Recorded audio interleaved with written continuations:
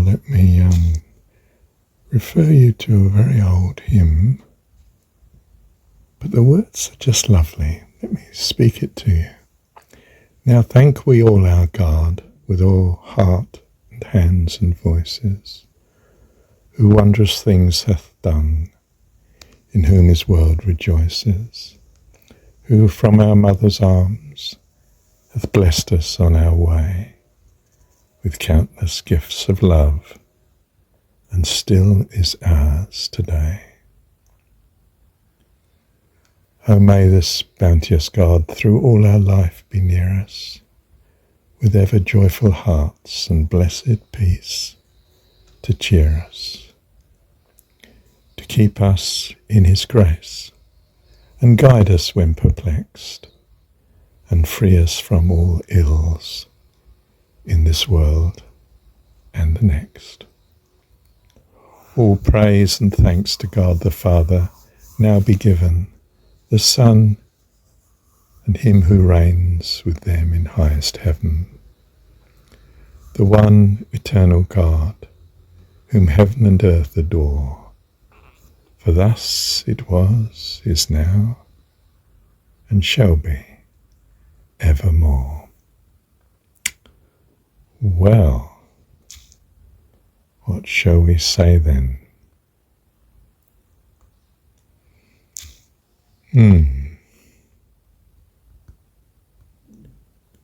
Now thank we all our God with heart and hands and voices.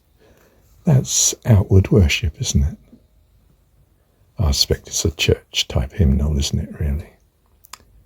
Whom wondrous things hath done, in whom his world rejoices. In other words, for all the incredible creation. And we rejoice in life, fullness of life. Who from our mother's arms, has blessed us on our way with countless gifts of love, and still is ours today. It's very much, isn't it, whatsoever is good and lovely, think on these things. May this bounteous God, generous, overflowing with giving, through all our life be near us with ever joyful hearts and blessed peace to cheer us, to keep us in his grace, his forbearance, his kindliness, his patience, and guide us when perplexed, and free us from all ills in this world and the next. My, what was he, particular cult group he belonged to, he was head of the RE department in the school I was teaching in Suffolk. And, the Plain Truth, Armstrong set up, it was a chap called Armstrong, apparently, who founded it. And he said, what do you mean? Ills in the next is heaven, there's no ills in it. Well, of course, the Anglican view was there's also hell and so on. Not sure what the Plain Truth, there was a magazine by that name, which was anything but the truth, I think, actually. But anyway, it's a good title, isn't it? How could there be ills in the next world? Heaven, you see.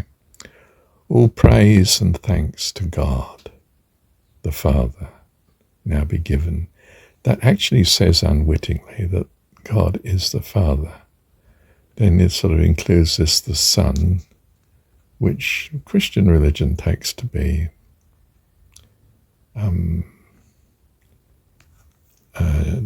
Jesus, but I take to be the Holy Spirit, and blessed, and the Son, and him who reigns with them in highest heaven, and him I would take to be Jesus, you see. I see this as a version that says the Son and Spirit blessed, who reign in highest heaven, the one eternal God, whom heaven and earth adore. For thus it was, is now, and shall be evermore. Well, well, well. Yes. And in case you don't know the tune, I'm going to sing it. Now thank we all our God with heart and hands and voices, who wondrous things has done, in whom his world rejoices, who from our mother's arms has blessed us on our way with countless gifts of love, and still is ours today. Oh, may this bounteous God through all our life be near us, with ever joyful hearts and blessed peace to cheer us, to keep us in his grace, and guide us when perplexed, and free us from all ills in this world and the next. All praise and thanks to God, the Father now be given, the Son and him who reigns with them in highest heaven, the one eternal God, whom heaven and earth adore, for thus it was, is now, and shall be evermore. Thank you, Heavenly Dad. Reminds me, I was listening to a YouTube thing, a young chap who was giving a talk on the first written music, for instance, and he was playing it on, was it a harpsichord? In some really country chapel somewhere in England, St. Mary's and something or other, And one piece he played was modal, and it's got a lovely ethereal medieval sound to it. It's a bit like Henry VIII, supposedly the author of Greensleeves. It takes you back in history as if you were there at the time. And I got the same impression years ago when I first heard Gregorian chant. I didn't even know it was Gregorian chant. I just took it, Mum and I, as monk music, And the way they sing, and used to sing the monks in the abbeys and so on. And then later, of course, I got some records, gramophone records that were specifically Gregorian chant. Da da da dee dee, Alleluia, Alleluia, Alleluia. And there was just, I can't really get it now, but if you come across it, listen to it. I'm sure you could on the web, couldn't you? And it gives you, I think it transposes us into the mind and the spirit of, in a sense, the devotion of people in the past, way back in our history, just devoted to God, and the very, in a sense, basic natural life they were living then. None of this modern world technology and so on. And I don't mean to glorify what was anything but comfortable from our point of view now. We're so used to the comforts of modern living. And there was an extremely basic life survival by comparison, wasn't it? But you can feel the earnestness and the integrity in their devotion. And I think he was referring to it. He was saying it's specifically pre-Mozart and Bach and so on. It was. I think he said fifths. Now I don't know enough about music to know what fifths are. But anyway, it very often apparently developed that sort of approach to music, and it's strange. It's a bit like listening to something in a minor chord, and you just think, that's different.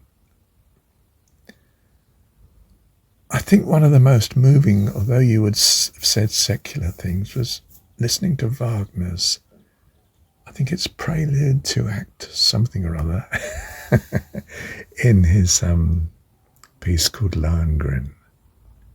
And it comes in with, well, I think the whole piece is just, it's called Interlude to Act something or other, yeah. And it's this violins holding a note and just going through, I don't know, scale or something, ascending notes, and it builds up to a fantastic crescendo and then fade. It's a marvelous piece. I heard it first of all in the Royal Albert Hall in London, which acoustically is not very good, but fantastic piece of music. I was transported, transposed.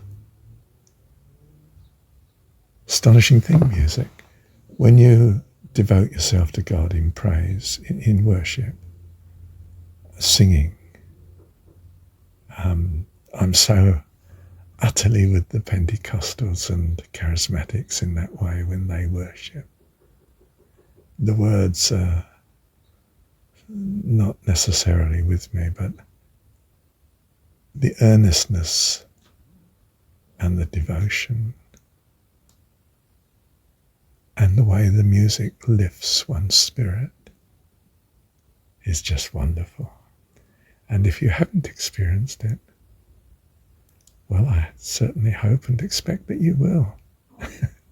It used to be the view that heaven was endless playing on harps. And people thought, how boring, because of course they hadn't known the pleasure of worship, the joy and the incredible uplifting of spirit that you experience in such. As I say, I mean, the Penty church I was in here in New Zealand, they could worship for 3 hours straight off. They didn't want any interruption from sermons or people praying or anything. They just wanted to worship song. And you needed a few musicians that could adapt to the audience, not lead the audience, of course. The audience is led of the Spirit, and the musicians follow accordingly. It's quite a ministry. Thank you, Heavenly Dad.